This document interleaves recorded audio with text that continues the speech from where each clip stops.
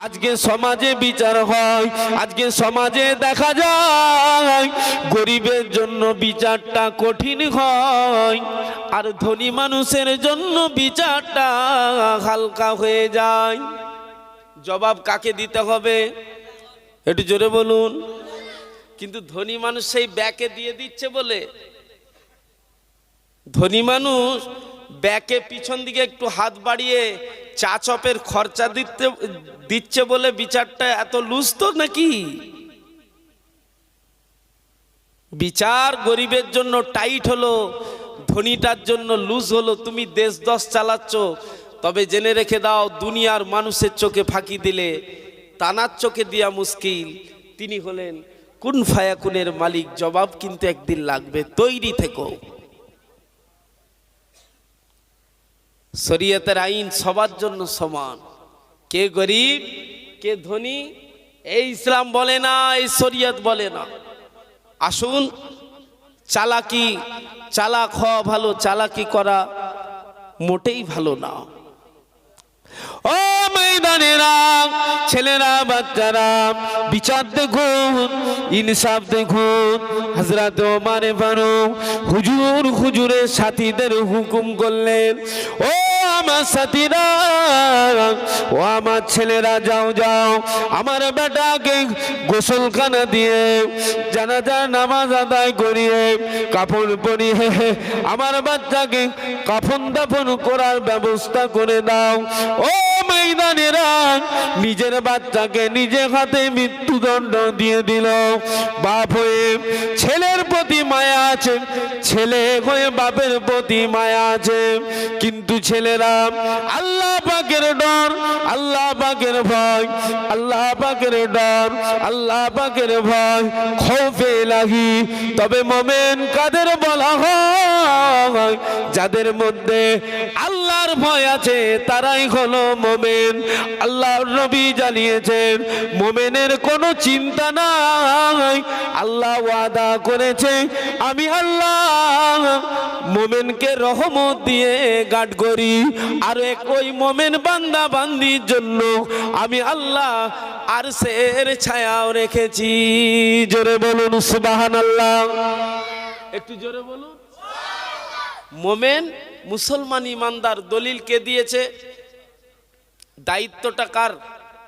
আপনার আমার, ছিঁড়ে না যায়, হারিয়ে না যায়, উভয়ের সাদা জামা কাদা না লেগে যায়। দায়িত্বটা কিন্তু নিজ নিজ, দায়িত্বটা নিজ নিজ। দুনিয়ার মহায় পড়ে, দুনিয়ার ভালোবাসায় পড়ে এত যদি বিবেক বুদ্ধিকে খাটায়, আখেরাতের কথা ভেবে আখেরাতের মানুষ হবার জন্য তৈরি থাকা দরকার আছে না? না আছে। আপনাদের এদিকে করোনা ভাইরাস এসেছিল? করোনা গরুর জালি মুখে এসেছিল? এসেছিল? আল্লাহর বিনা হুকুমে না হুকুমে? আল্লাহর বিনা হুকুমে একটা গাছের পাতা লড়ে না, তানার বিনা হুকুমে করোনা ভাইরাস আসতে। কিন্তু করোনার সময় মসজিদে ভিড় কম ছিল না বেশি ছিল? আরে জায়গা পাওয়া মুশকিল, বেশি ছিল না? হ্যাঁ, কঠিন ব্যাপার। ভয়ে, কার ভয়ে? না করোনার ভয়ে। যদি প্রকৃত আল্লাহর ভয়ে হতো, ওই রকম ওই পরিবেশ মসজিদে থাকতো না? থাকতো নি? ওই ভিড় যেমন মনে হচ্ছে জুম্মা চলছে, প্রতিদিন জুম্মা। আল্লাহু আকবার। তবে ওই সময় ওই হেদায়েত যদি বান্দা ঠিক মতো নিয়ে রাখতো, আমার আল্লাহ ওই বান্দাকে জান্নাতি গোলাপ বানিয়ে দিত। হেদায়েতের মালিক কিন্তু আল্লাহ। সুযোগ কিন্তু আপনাকে আমাকে নিতেই হবে, নিতে হবে না? সুযোগ দুনিয়ার মহায় পড়ে শুধু সুযোগ সুবিধাবাদী হলে হবে? আখেরাতের জন্য সুযোগ সুবিধাবাদী হওয়া দরকার আছে না নেই? বলুন আল্লাহুম্মা আমিন। যে কথাই ছিলাম সংক্ষেপ। আসুন, হযরত ওমর ফারুক নিজের বেটাকে নিজে হাতে করে মেরে ফেলে, চেবুকের বাড়ির দ্বারা। কত ঘা চেবুকের বাড়ি বাকি আছে? বলুন বলুন। 80 হুজুরের ছেলের কবরস্থ হয়ে গেল, মাটি মঞ্জিল হয়ে গেল, কাফন দাফন হয়ে গেল। আল্লাহু আকবার। হুজুরের মন খারাপ, হুজুর দরবারে একটু বসে রয়েছে। হুজুরের মন মানল না।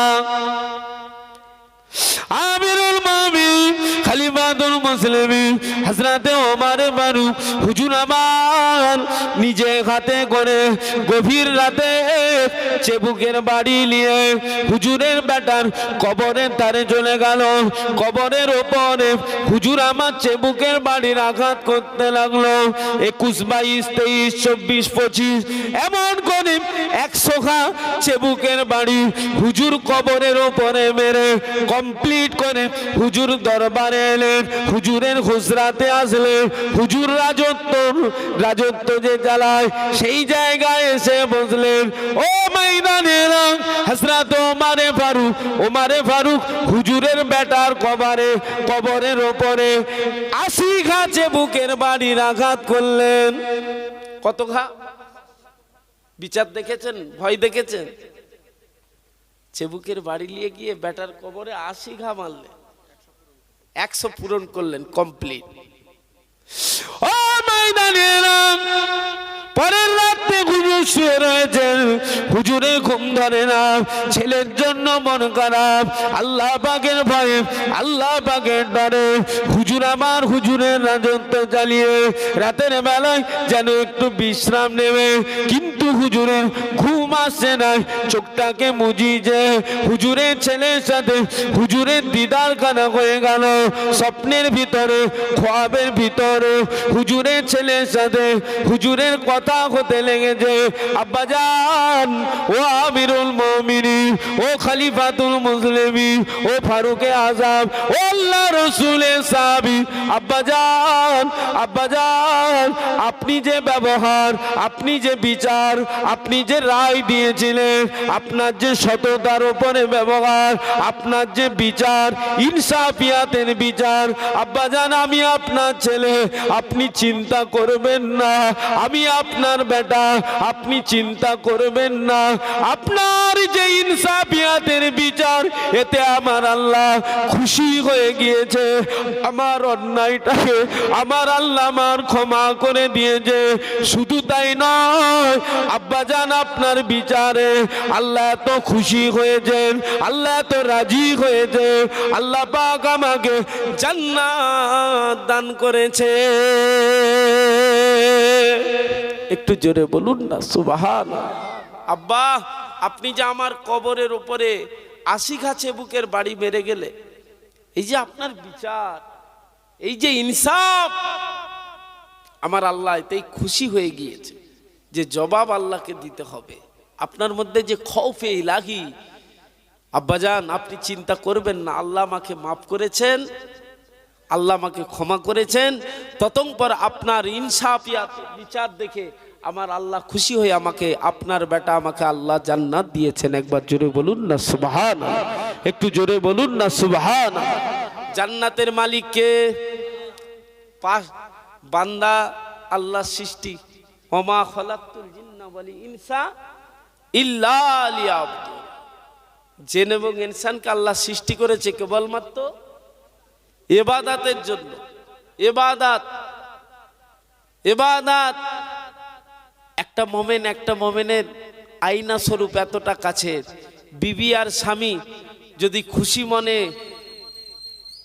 মনটাকে বড় করে স্বামী স্ত্রী যদি মুচকি হাসে, ওটাও একটা ইবাদত।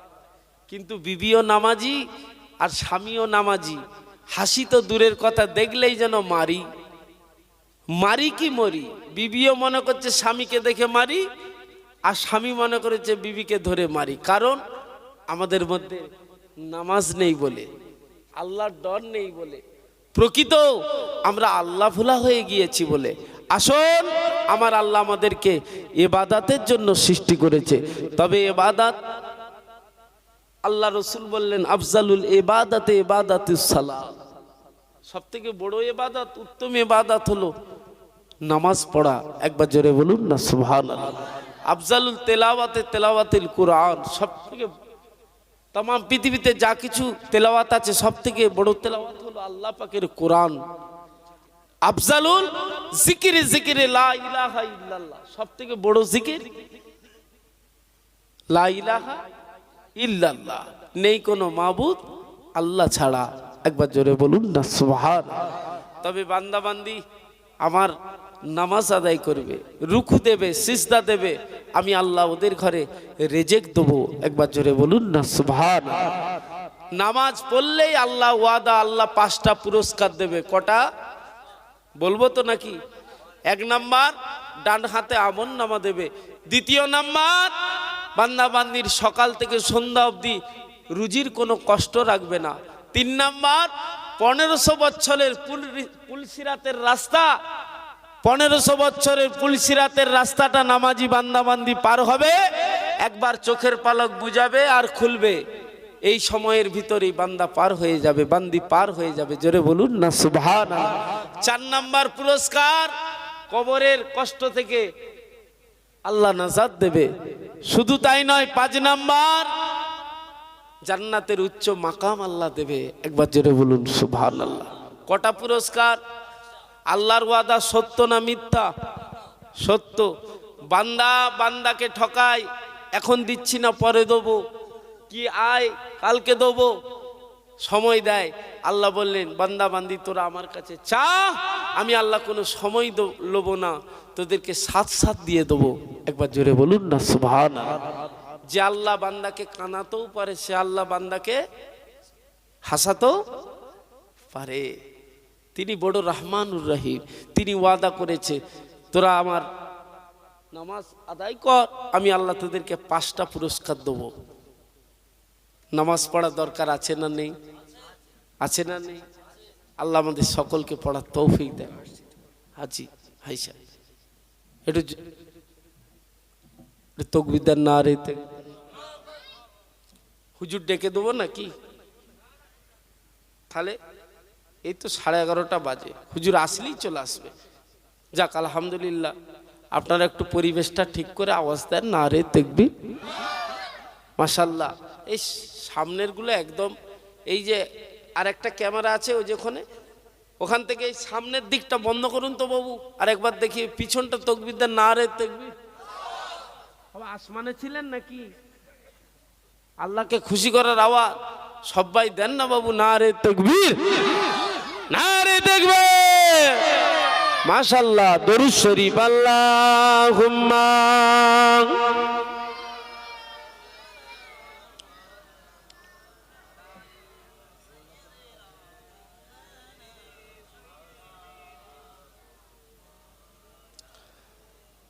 চাঁদ বলে আমি নয় তুমি নবী সুন্দর, ফুল বলে সুবাসিত নবীজির অন্তর, তারাদের দল বলে তুমি সেরা সরবে, মেঘ বলে পানি হয়ে প্রিয় তুমি গরবে, মানুষের কাছে তুমি রহমের বন্ধন। বলুন না সুবহানাল্লাহ, একটু জোরে বলুন। মানুষের কাছে তুমি রহমের বন্দর, চাঁদ বলে আমি নয় তুমি নবী সুন্দর, রোদ বলে খুশি মনে তুমি নবী শান্তি, শেষ করে দিলে তুমি ছিল যত ভ্রান্তি, রাত বলে নূর ছিল রসুলের দৃষ্টি, রাত বলে নূর ছিল রসুলের দৃষ্টি, দিন বলে তুমি সেরা মাবুদের সৃষ্টি, আলোময় তুমি করো পৃথিবীর অন্তর, চাঁদ বলে আমি নয় তুমি নবী সুন্দর, ফুল বলে সুবাসিত নবীজির অন্তর, আরবের পথ বলে তুমি ছিলে মুক্তি, বয়ে দিলে ধরণীতে বায়ু তাপ স্বস্তি, মদিনার বাতাসেরা এসে বলে বাংলায়, মদিনার বাতাসেরা এসে বলে বাংলায়, আকাশের সুখ নামে প্রতিদিন রওজায়, চাঁদ বলে আমি নয় তুমি নবী সুন্দর, ফুল বলে সুবাসিত নবীজির অন্তর। আল্লাহুম্মা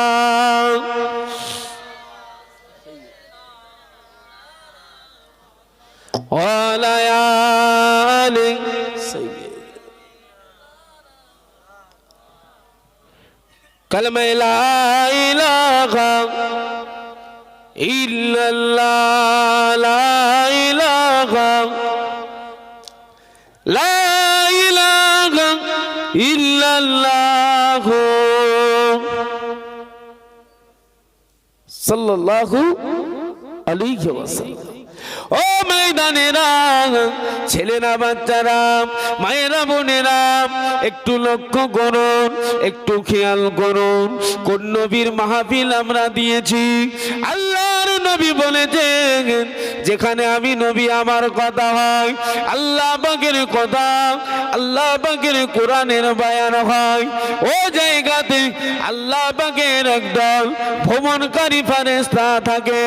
তারা আমি রাসূলুল্লাহ আমার গুনাহগার উম্মত উম্মতিনের দরুদ সালাম গুলাকে আমি নবী আমার রওজা পাকের ভিতরে ওই ভ্রমণকারী ফেরেশতারা ওই জায়গা থেকে দরুদ সালাম গুলো নিয়ে আমি নবী আমার রওজা পাকের উপরে পৌঁছে দেয়।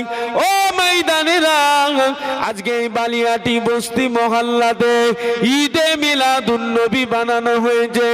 আজকে আমরা সেই নবীর উম্মত, হুজুরের কথা অনুযায়ী আমাদের দরুদ সালাম গুলো আল্লাহ পাকের ভ্রমণকারী ফেরেশতা আল্লাহর নবীর রওজা পাকের উপরে আল্লাহ পাকের ভ্রমণকারী ফেরেশতারা পৌঁছে দেবেন। জোরে বলুন সুবহানাল্লাহ। একটু জোরে বলুন। কোন নবীর মাহফিল দিয়েছি বাবা, কোন নবীর উম্মতের গোলাম সেজে বসেছি। নবীকে জানার নাম ঈমান নয়, নবীকে মানার নাম হলো ঈমান। মানা কাকে বলে? প্রেম কাকে বলে? আল্লাহর নবী, আপনার আমার নবী, নবীদের নবী, হুজুর আমার 1 তারিখে আল্লাহ নবী মদিনা ছেড়ে মক্কা ছেড়ে মদিনার মেহমান হবেন, মদিনা শরীফে যাবেন, হিজরত করবেন। আল্লাহ নবী হযরতে আলী হুজুরকে ডাকলেন। তখন আল্লাহ নবী জামাতা হয়নি, আল্লাহ নবী সাহাবী, ইসলাম জানে 4র্থ খলিফা, 18 বছরের যুবক, 18 বছরের তরুণ। মানা কাকে বলে? ও ময়দানেরা, ভালোবাসা কাকে বলে? জানার নাম ঈমান নয়, মানার নাম হলো ঈমান। আল্লাহ নবী জানিয়ে দিয়েছে, আমাকে তোমরা জানের থেকে বেশি ভালোবেসে নাও। আমি নবী, আমি যেগুলো বলেছি তোমরা ধরো, যেগুলো নিষেধ করেছি ছেড়ে দাও। আমি রাসূলুল্লাহ তোমাদের জন্য জান্নাতের জিম্মেদার হয়ে যাব। ও আমার নবীর আদরের উম্মত উম্মতিরা, নবী পাকের উম্মতের গোলাম আমরা, আমাদের পরিচয় উম্মতে মুহাম্মাদি। আমরা যদি আমার নবীর একটা সুন্নাতকে জিন্দা করতে পারি, আমাদের নামায় আমলে আল্লাহ 100টা শহীদের সওয়াব দেবে।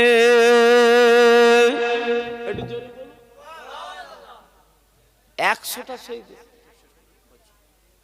হুজুর এসে গেছে, নারে তাকবীর।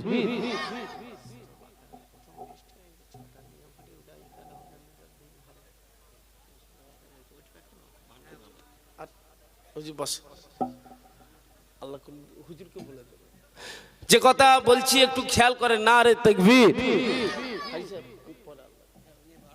শুনছেন তো নাকি? নারে তাকবীর। ও ময়দানেরা, ছেলেরা, বাচ্চারা, মায়েরা, বোনেরা, আল্লাহর নবী ডাকলেন হযরত আলী হুজুরকে। কে আলী? ইসলাম জানে 4র্থ খলিফা, আসারায়ে মুফাসসিরের ভিতরে একজন, জান্নাতি টিকিট পাওয়া সাহাবী, 18 বছরের যুবক। মানা কাকে বলে দেখুন, প্রেম কাকে বলে দেখুন। ও আমার নবীর আদরের উম্মাত উম্মাতিরা একটু লক্ষ্য করুন। হযরত আলী হুজুরকে ডাকলেন, আল্লাহর নবী ডাকলেন, বাবা আলী আমি নবী মক্কা ছেড়ে মদিনায় চলে যাব, আমি একটু হিজরত করব বাবা।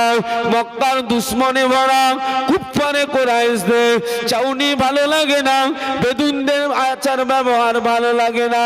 তবে বাবা আলী আজকে দিনে আবু জাহাল, আবু লাহাব, উতবা, সাইবা, সিবা, আবু সুফিয়ান এরা জানে দুশ্মন আমার ঘরটাকে, আমার খুসরাটাকে গোল করে ঘিরে নিয়েছে বাবা। ও বাবা আলী আজকে বাবা আমি নবী কি করি, কোথায় যাই? বাবা আলী তুমি যা আমাকে ভালোবাসো, তুমি যা আমাকে মহাব্বত করো, আমি জানি বাবা আলী, আমি নবী জানি তোমরা আমাকে জানেন তো বেশি ভালোবাসতে পারো। তাই তো আমার কথা শুনে তোমরা আমার চাঁদ মুখের দিকে তাকিয়ে ঘর ছেড়ে দিয়েছো, জায়গা ছেড়ে দিয়েছো, ভিটে ছেড়ে দিয়েছো, ছেলে পুলে বিবি বাচ্চা ছেড়ে দিয়ে আমি নবী আমার চাঁদ মুখের দিকে তাকিয়ে তোমরা আমাদের কাছে চলে এসেছো। ও বাবা আলী আজকে আমি নবী আমাকে ঘিরে পড়েছে বাবা, আমার চতুর্দিকে দুশ্মনে ভরা, আমার ঘর ঘিরে ফেলেছে, আমি মক্কা ছেড়ে দেব, মদিনায় চলে যাব। তবে বাবা আলী তুমি কি আমি নবী আমার জায়গাটায় বন্দী হতে পারবে বাবা?